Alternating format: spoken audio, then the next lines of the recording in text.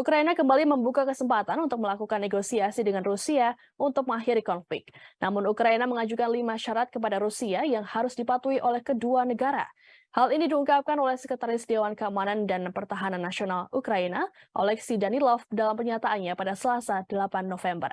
Syarat pertama adalah memulihkan integritas teritorial, kedua menghormati statuta PBB, ketiga melunasi semua kerusakan yang disebabkan perang. Kemudian menghukum setiap penjahat perang dan menjamin hal ini tak akan terjadi.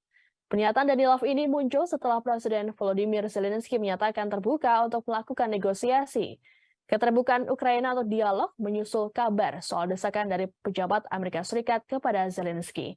Disebutkan bahwa keputusan yang dibuat oleh pemerintahan Biden tersebut tidak ditujukan untuk mendorong Ukraina ke meja perundingan, melainkan untuk memastikan Kiev mempertahankan dukungan dari negara-negara lain. Di samping itu, para pejabat Amerika Serikat menilai perang yang berkepanjangan akan membuat harga pangan semakin mahal dan juga disertai dengan lonjakan harga energi. Meski begitu, Dewan Keamanan Nasional Gedung Putih tak memberikan komentarnya saat dikonfirmasi soal kabar ini. Sebelumnya, Ukraina menyatakan terbuka melakukan negosiasi dengan Rusia terkait konflik yang terjadi. Meski begitu, Ukraina menolak untuk berbicara dengan pemerintah Rusia apabila masih dipimpin oleh Vladimir Putin.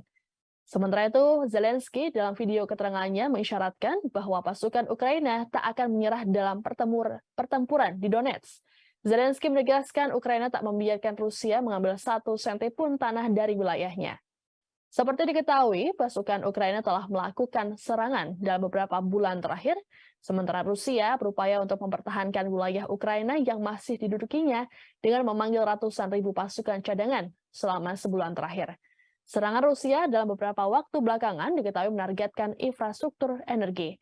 Hal ini menyebabkan warga Ukraina mengalami krisis energi parah. Pemadaman listrik bergilir pun dialami oleh jutaan warga Ukraina. Kondisi ini bahkan membuat otoritas Kiev berencana melakukan evakuasi massal.